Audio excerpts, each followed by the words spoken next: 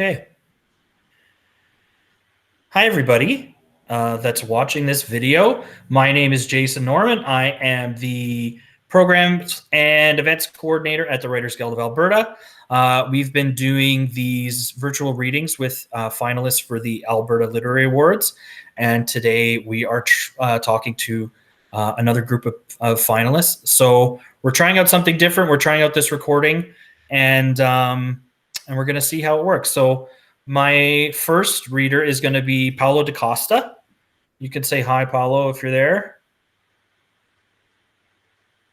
When you unmute yourself. Hello. Hi. How are you I today? have a voice. I'm well. Good. And so Paulo, is your piece is nominated for the James H. Gray Award for short nonfiction, and I think the story or the piece is called "Learning to Shave, Learning to Leave." Correct. So tell us about the essay itself, what it's about, and where it's published. It was published in Fiddlehead, and it's an essay that's part of a collection of essays that were written while I took my family to live in Portugal for 6 months. And so they are essays on how my 4-year-old at the time coped with the transition between cultures, between languages, and overall it's an essay on the multiplicity of identities and also of cultural transitions when a child from a multicultural family is faced with bridging languages and cultures. And it's a study on also masculinity and identity for boys and men, which is a great opportunity when you go across cultures and there's such different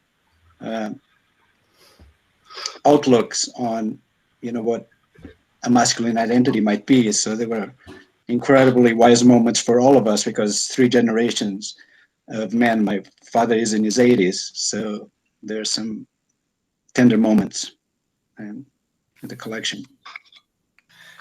So I'm going to read your bio so everybody knows a little bit more about you, and then I will let you take it away with reading the excerpt from your essay. So Pablo de Costa was born in Angola and raised in Portugal. He is a writer, editor, and translator living in Calgary. Paulo's first book of fiction, The Scent of a Lie, received the 2003 Commonwealth First Book Prize for the Canada Caribbean region and the W.O. Mitchell City of Calgary Book Prize. His poetry and fiction have been published in literary magazines around the world and have been translated to Italian, Mandarin, Spanish, Serbian, Slovenian, and Portuguese. The Midwife of Torment is his latest fiction work. So take it away, Paulo. Okay. I'll read just the first couple of pages. This piece also had some visual drawings from mine from also the stay on those hills. And it's entitled Learning to Shave, Learning to Leave. Tonight, a high fever laps around in your veins. In a faint voice, you ask for water, eyes struggling to let the light in. You reach for my hand, wanting to feel my hold on you as I place a cold, damp cloth on your forehead. I squeeze your shoulder for reassurance. You mumble the first song lines you had proudly memorized for the first time in Portuguese, and which now breathe at the surface of your being. Pai, és tão alto como o céu. Father, you are as tall as the sky. You tell me you do not wish to die today. I assure you that is not about to happen. Why do you wonder about dying, Koa? You fall silent. I attempt to read the answer in your eyes. You look away. I lie next to you on the sofa with a fairy tale storybook on my chest, listening to your labored breathing, the radiant fever of your body overheating mine. My wandering gaze finds fallen lint balls under the desk, discovers new chips on the tile flooring, the brittle skeletons of crumbs in the gaps between the indigo cushions, until my gaze at last assembles the scattered thoughts that have spun without root in the whirlwind of the day. I release an aha. I think I understand what's in your mind, Koa. Even before you started to walk, you were shown the picture of your mother's deceased parents holding her as a 6-month-old baby. When you said you wanted to see Grandma Joyce to give her a hug, we explained that dead cannot be hugged. And why did she die? Your mother and I explained that Joyce had been ill for a long, long time and never recovered. Today, you have vomited and feel the weight of a fever. Today, you taste the failing of your invincible 4-year-old body. The proximity of illness brings you the fear that this is the first taste of death, imagining it around the corner, ready to take you away as it did your mother's parents. One day, I will explain to you that cancer also took away my grandmother, Maria Teresa, and your great aunt, Maria, who you never met. After we tell each other the things we appreciate best about this day, of which few will rest in memory, and after the bedtime stories you weave hands and legs with mine, entangle me in a knot that ensures I will not leave as you slip into sleep. From your infant days, you resist falling into the night.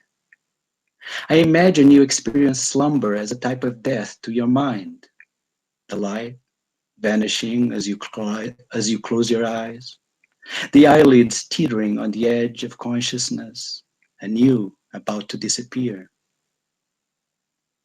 It is a type of departure from those you love, and so you hold on to my hand until your fingers uncurl, your legs twitch, and you drop into the dream world. And I'll leave it at that, in the dream world. Thank you. Thank you very much, Paulo. And congratulations again on your achievement. And I know you have to leave our little video chat here, but thank you very much for sharing some of your work with us today. Okay, and I apologize to you three for not being here for the next little while, but I'll listen to the recording after. I'm sorry, I have a board meeting, so I have to go to another. It was great. It was great to hear that, Paulo. Thank you. Take care. Bye-bye. So next up,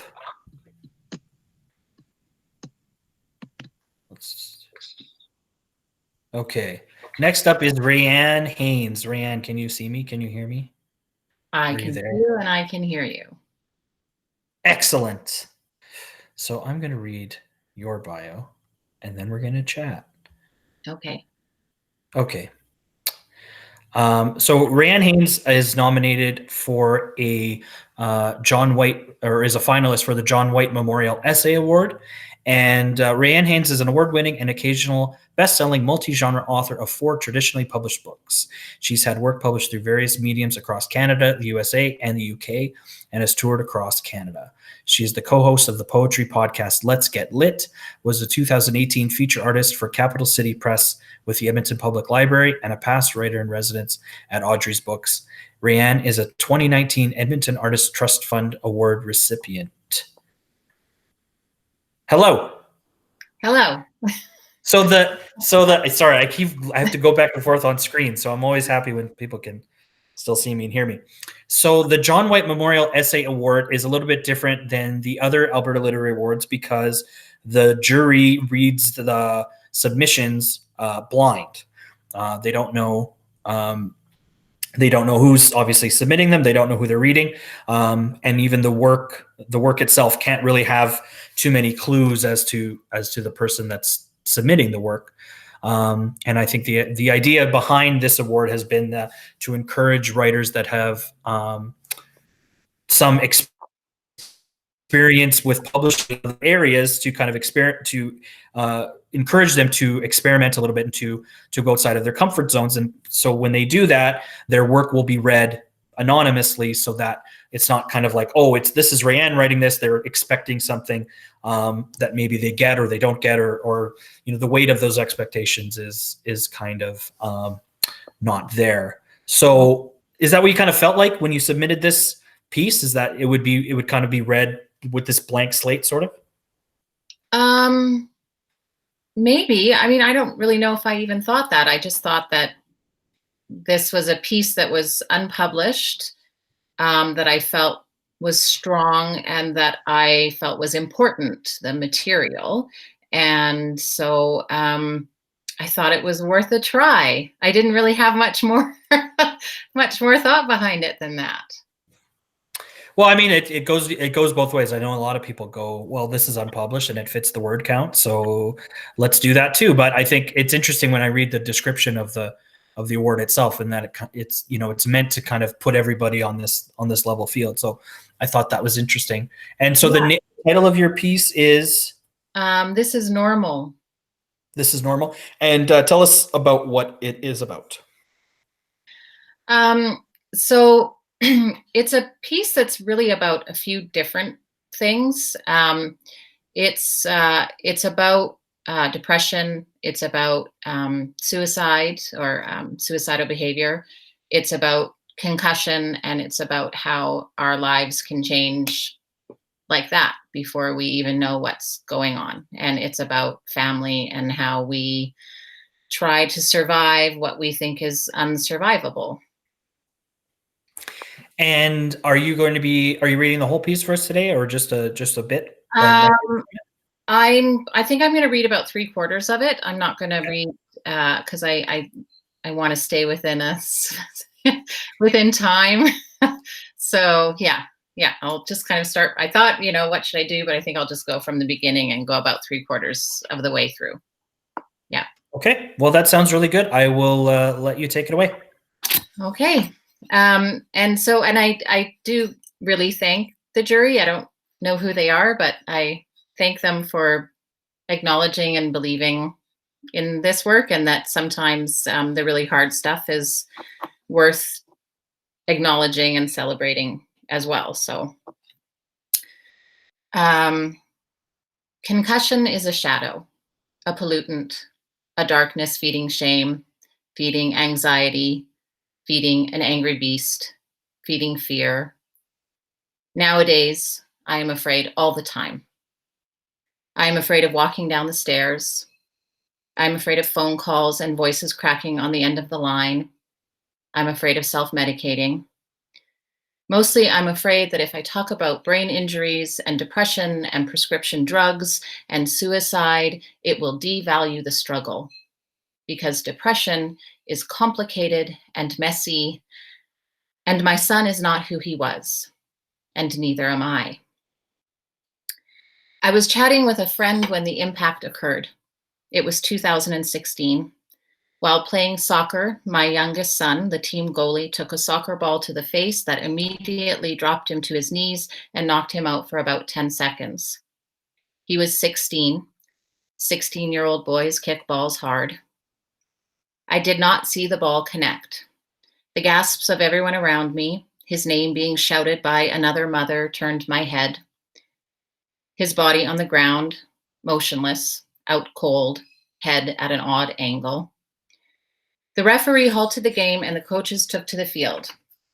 A minute later, on-site officials determined that he might have broken his neck. No one was willing to move him.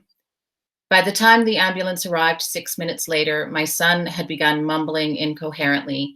He was mostly unaware of what had happened. His teammates, the glorious bastards they were, cheered him on for saving the goal, while we learned later, privately jeered and shamed him, suggesting that he faked the severity of the injury and the severity of his response. Stories came out later of the boys saying they thought he had used the injury as an excuse to quit playing the game, that he made up the headaches to get out of class. Young men are not equipped to deal with this kind of trauma. I know that. I suppose their behavior was normal. Paramedics strapped him to a gurney and carried him to the sidelines for a quick but thorough examination. I waited, as we parents are instructed to do, for nearly 3 minutes before rushing to the field. The paramedics asked me questions about his history while assessing his injuries. Yes, he'd had previous concussions, snowboarding, football. Yes, he was otherwise physically fit, normal. My memory of the ambulance ride are vivid and visceral. My son, in his confusion, struggled to get free of the neck brace, his body strapped down. The paramedics started a saline drip. More questions. No allergies, no broken bones, no drug usage, his height, his weight, his birth date. I stroked his sweaty hair off his flushed face with one hand, rubbed his shoulder with the other and tried to calm him, ignored the sterile scent of illness in the ambulance. This was normal, the paramedics said. He didn't have a broken neck. He was fine.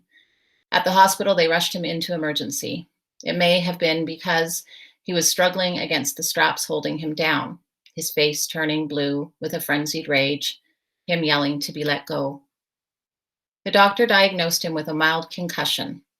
My son remembered nothing of the injury, the time on the soccer field, or the ambulance ride. This was normal, we were assured. A couple of days rest, lots of water. I think the doctor mentioned some Advil, maybe extra strength for the headache. They diagnosed him with a mild concussion. After day 4 of lying in the dark in his room, we suggested he go to school. He was midway through the grade 11 school year. My husband and I sent him with Advil, hugs, and a reminder to do his best. By noon, I picked him up. The noise and lights had proven unbearable. We decided to wait it out over the weekend and try again on Monday. In 2012, I walked into a cement overhang in a boiler room of the building where I worked. It was silly, really, as most concussions often are. I whipped my head around when shoving the basement door closed and bashed the barrier. I dropped to the floor on hands and knees. Somehow, I don't quite remember how, I made it back up 4 flights of stairs to my office. For weeks after, I had nausea and ringing in my ears, a headache, and an inability to concentrate. At the time, I was a single parent. My parents did not live in the city. My ex was not present. I lived on a severely fixed income. I took 1 day off work because I couldn't afford to lose my job, because I had no backup, because I was afraid I'd be accused of cheating the system or be called a welfare mom. All this to say, I thought I understood concussion. I knew what it could do, how it could mess with a person's mind and body, how it could rob you of your confidence and strip away bits of you. I knew the feelings of shame that went with an invisible injury, which is to say, I knew nothing. A month after his injury, my son returned to classes. And still, the noise and light proved too much most days. He slept constantly. Also, he'd missed so much school by then that catching up became almost impossible, and retaining anything new was off the table. The education system is not built to accommodate challenges that individual students face. As much as teachers may want to help, the system is broken. My son was still expected to write exams on material covered in class because, surely he'd been studying at home in his darkened room to keep up. They said they'd be happy to offer a quiet room to make it easier on him, of course. Soon, school was the least of our concerns. A shift in personality emerged. Though he'd always been emotionally volatile, my son's extreme mood swings became part of our everyday. None of us understood the severity of what he was going through. We encouraged him to go outside and have fun with friends. We encouraged him to try new things. We didn't understand why those friends stopped coming around. My current husband, who often jokes he is old school hipster, played professional hockey until the age of 21 when a life-altering car accident took him out of the game. He'd always snowboarded, but after the injury, he became much more serious about it. Both hockey and snowboarding and his natural tendency to push limits have resulted in dozens of mild concussions. Young men back then were told to skate it off, to get back on the ice. Then, in 2001, before we were married, he had an accident at work resulting in a serious brain injury. He was run over. This was the second time he cheated death. He still has trouble finding rhythm and being in loud places. He thinks things through at least 5 times before making decisions because he doesn't always trust his decisions. Now he prefers to be alone. Talking to people about random nonsense is excruciating. He loves researching. He loves learning. He simply loves to do so on his own. He thought he knew what having a concussion meant, which is to say he also knew nothing. Over the 2016 Christmas holiday, I drove our eldest son away to college. Our youngest took his departure hard and didn't leave the house the entire school break. None of his school or soccer friends visited, a fact he wouldn't speak of other than to call them assholes. By February, when a new semester at his high school began, we hoped for a fresh start. Yet still, the noise, the light, the loss of concentration, the terrible anger and anxiety beat at him. He begged us to let him leave school. We refused. Most nights he stayed in. A new circle of friends emerged, tougher friends, harder ones. He began to smoke marijuana. We reprimanded him, did all the things you do with a normal teenager. My son has always been gifted. Studying had never been a part of his school regimen. Frankly, it was unnecessary. He maintained a 75% average with hardly any effort. We joked a lot about it before everything. We said he might actually have to crack a book in grade 12 to get the 80% needed for university entrance. He'd laugh and roll his eyes. Now things didn't make sense the way they used to. He stopped being able to connect the dots. We encouraged him to study more. We brought in tutors. We took him for cranial sacral treatments. We bought essential oils and SAD lights. Each day and each successive attempt at recovery tightened his features until I thought his jaw would crack. I was afraid of the fear he wore on his face. The new friends came around more often, but that was normal, right? People change friends, right? We'd ask my son about the old crew, the soccer buddies. He'd respond by saying if he saw them at a party, he'd beat the shit out of them. I'd admonish him for his anger. The severity of it alarmed me, but secretly I agreed with him. They were assholes. They hadn't stuck by him when he needed them. Somehow anger became my son.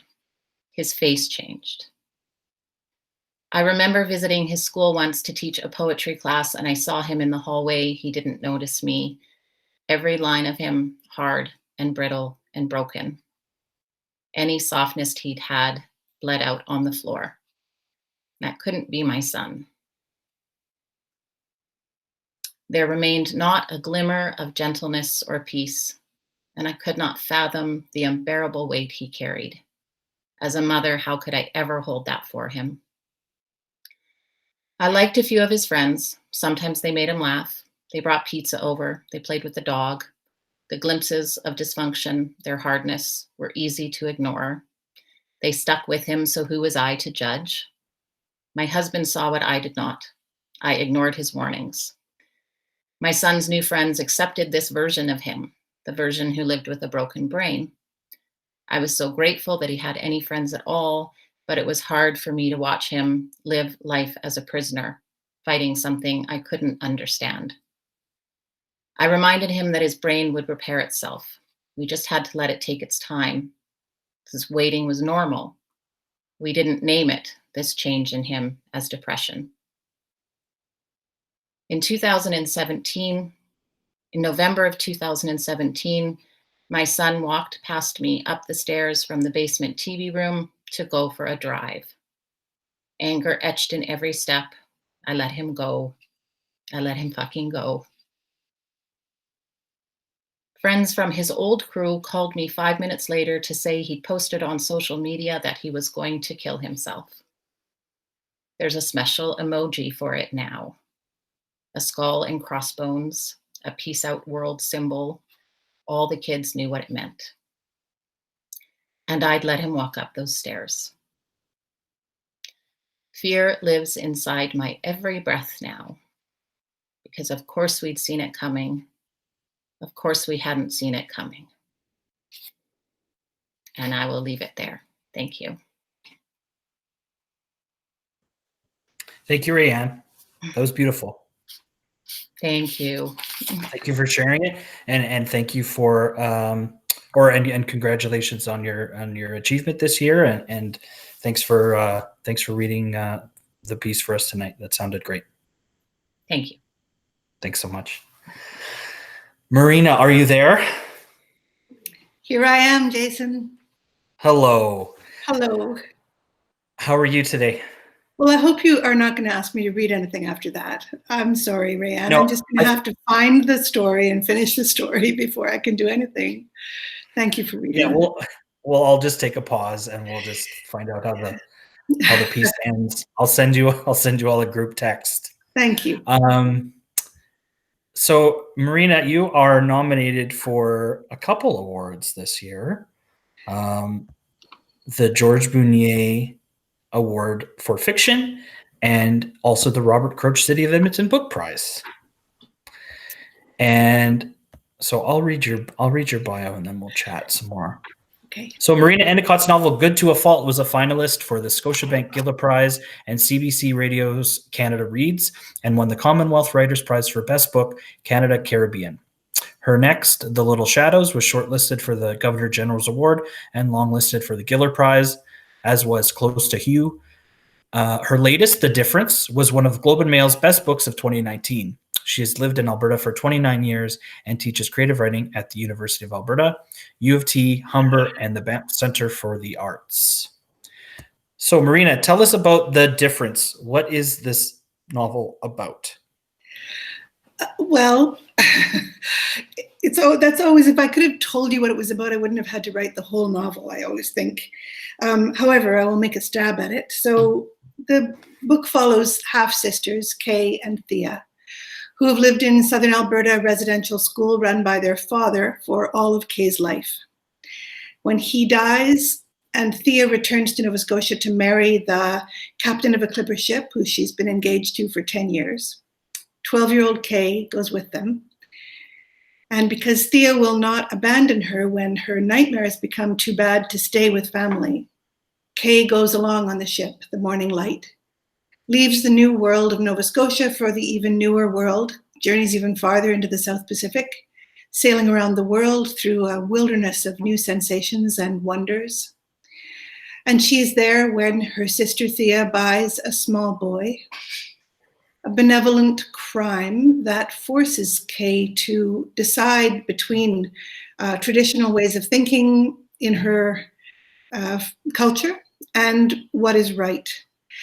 She works to understand how to be in the world, and she ponders some hard questions about what it is that makes us human, why some people count as human and others do not, and how you can atone for unforgivable sins and make it right, which is probably an impossible question. But I hope it's also an adventure story. And the section you're going to read for us today, what is that from? The beginning of the book, the middle of the book? Nearly the beginning, when Kay is first going onto the ship, when it's become clear that she can't be left behind, and Thea's going to have to take her along. Okay, well, yeah, I'll let you take it away. There was only one day left before the Morning Light was to leave. Not enough time to assemble her kit, but Thea took Kay down Main Street to Milady's up-to-date shop for boots with soft soles that would not skitter on the deck. Thea mourned the lack of a better clothier, but Kay yanked her braid so her neck hurt and said her midi blouse was fine if she was to be a sailor. She was afraid of being on the boat, the ship, she must always say. But she would not let them see that. Not the forests or the Wetmores or hateful old Aunt Lydia or Thea or Francis. Francis did not look at her askance. He nodded when he was told, as to a sailor he was taking on, and said he had a cabin saved for just such an eventuality, although she would have to sleep with a crate of china at one end of the bunk. Thea laughed and put her hand on Kay's arm and said no such thing, it was only his joke. I meant on the way home, of course, Francis said, his eyes calm. We don't take China to China, that would be coals to Newcastle. But they did not want a child with them. They wanted to be by themselves. It was foolish to think that, by themselves, because the ship was full of people, almost all of them men, and some very rough at that. So there was another lecture from Thea about whom Kay was and was not to speak to. The crew was lined up to greet them that morning when they first came aboard. The tall, thin first mate, Mr. Wright, and the stout little boatswain with the strong black beard, a third mate with thin pinkish hair who was a gentleman from England come down in the world. She did not remember their names, but Thea had a list to study from. The huge second mate frightened Kay. His beet red nose, terribly pocked from some old disease, had grown beyond the usual to take up most of his face. She looked too closely at him and then wished she had not, feared that he was angry to be stared at. Then they met Hubbard, the steward, and his wife Lena, who would see to her and Thea, and the rest of the crew and the cook, down to the least idler, the ship's carpenter Seaton, who was very old and lay smoking his pipe in the lifeboat when Francis did not shout at him. And the ship's boys, 3 of them, George and Jackie, and the shy youngest boy with light brown eyes who smiled at Kay, Arthur Wetmore from Port Maitland, one of Thea's 100 cousins. Arthur leaned against the foremast to talk to her until he was shouted for, because he was new himself, only on his second voyage. So now she knew that the bitter end of the rope goes in the scupper when making the ballantine coil of 3 circles in a piling, untwisting, circling round and round. Roused by some change in the rocking movement of her bunk, Kay woke. She had been asleep after all, but not dreaming. She lay quiet. The change in motion gave her a galvanized wakefulness that could not be ignored. The porthole only showed blank darkness. Kay pushed back the blankets and stood, careful with the rolling, to pull on her skirt and shawl over her nightdress and slip bare feet into new brown boots. The cabin door opened without creaking. She shut it carefully, silently, and made her way along the dark corridor to the stairs and up to the deck like a cat creeping up to look out, except a cat could not hold so tight to the rope handrail onto the deck. Everything was moving. Great swells raised the ship and sent it cracking and creaking down and forward. As she came up on the deck, the wind caught her hair and her skirt, so her bare legs felt the bite above her boots before she lifted her head to the tempest. But it was no tempest, it was only speed. The ship was scudding fast through the darkness, everything bent forward, an italic hand racing over miles of blue-black paper sea. Sails filled the air around her, ropes taut and now shining, because now the blackness of night was broken in a blaze of moon beating down through the sails. The clouds had parted and the moon, full, splendid, huge, the beauty of it. She was confounded, turned from a frightened, whining cat into a much larger thing, an angel of awareness. Beauty, beauty, beauty. She wept with it for a moment and then left off, merely accepting. The wind of their going lifted her hair and ballooned the sleeves of her nightdress. Along the port side of the ship came the second mate, lurching around the wheelhouse. He was the one who had frightened Kay that morning, only that morning, at the dock in Yarmouth, with his blood-colored bulbous nose and shambling gait. But now, in the rush of the elements, in the star-jangling wind of the night, and the full moon shining ahead of them, he came rolling up beside her and said, loud enough to be heard over the wind, "Isn't it marvelous, miss?" She looked up to his small eyes and scurfy straw hair, the nose receding in importance in this elemental air. Grinning like a great fool, he said, "Isn't it the most beautiful thing you've ever seen, to ride before the wind on a night with a moon?" Kay nodded and nodded. Yes, yes, beautiful.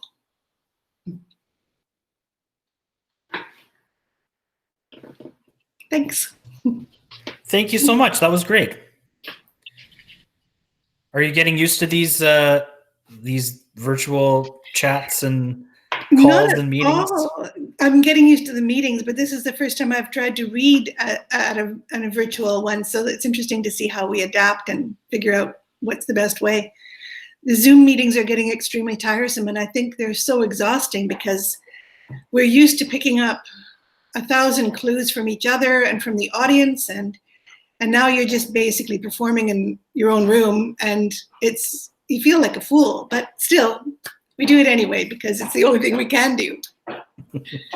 I always say that this is probably what it's like to be a radio DJ, because they just sit in an empty room talking to who they think are thousands of people listening to them, but they don't really know because they're just talking in an empty room. But it sounded great what you did, and it was a great reading. It was good to hear you read your work. Thanks a lot. And congratulations again on your nominations this year. Thank you. Thank you. It's a great honor. And Peter Midgley, are you there? Yes, I am, I think. You are there. Well, wonderful.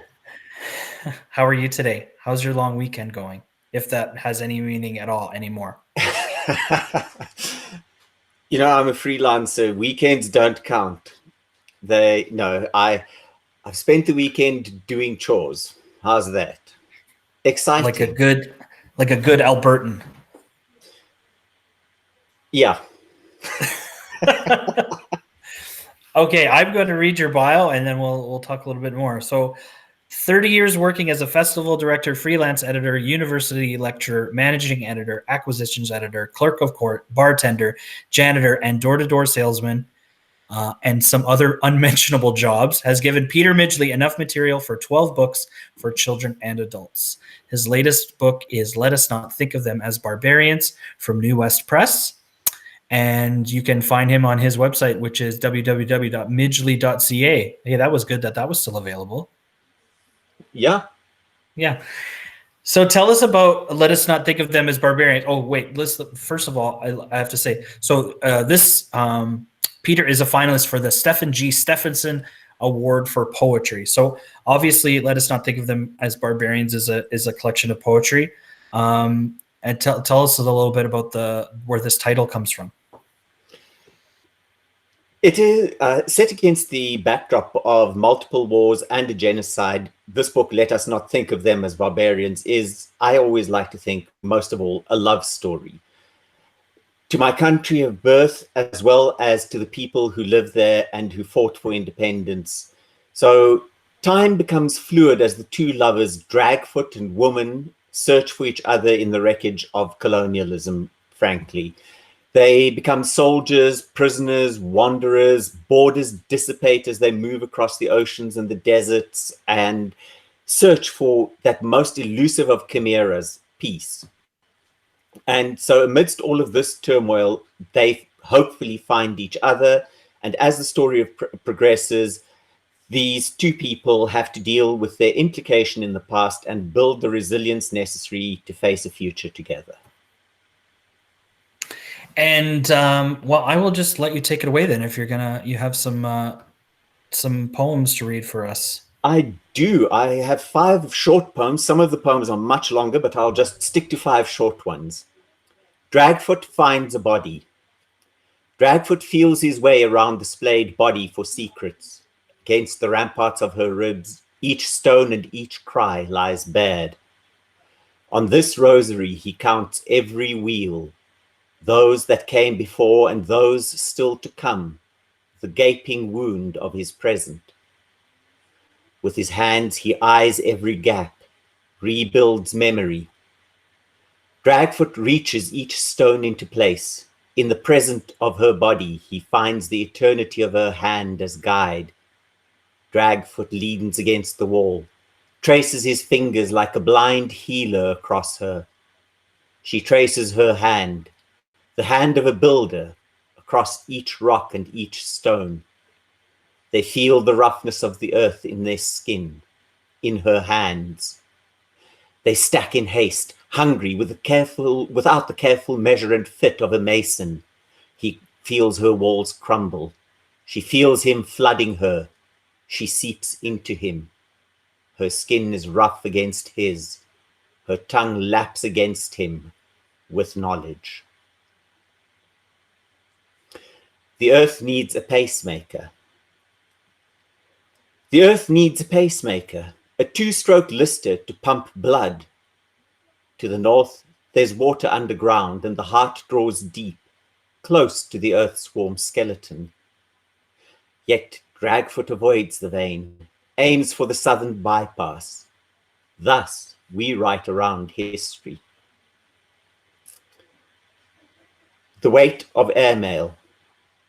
It still surprises, the weight of airmail paper. So delicate as if to drift on currents, this news for her, this declaration of love and lust and lives lost. Memory refuses to accept more faces. How can it, amidst the death and destruction? What are we but an accumulation of miseries and pain and indulgences begged from forgiving lovers, their dead faces long receded? What remains is this terrible news of bombings and scars and lovers among the quags silted over with bodies. It is too light, this flimsy cage. It will tear and break, rain its sorrow on this land on which her forebears crawled and dug and scraped and sweated and bled their fingers to the nib. Such cruel labor inhabits the blue, words made to carry the weight of ancestral tears. Let us not think of them as barbarians. I myself helped to kill one of them. First, we cut off his ears. We cut off his ears. We cut them off. We cut off his ears and we whispered into them, "Never again will you hear Damara cattle lowing." That's what we said as we cut off his ears. We cut off his nose and we said to him, "Never again will you smell. Never again will you smell Damara oxen." That's what we said as we cut off his nose. We spoke these words to him as we cut off his lips. As we cut off his lips, we spoke these words to him. "Never again will you taste Damara oxen." That's what we said as we cut off his lips. Then we slit his throat. The last poem is Put a Gun in My Mouth. A short note beforehand.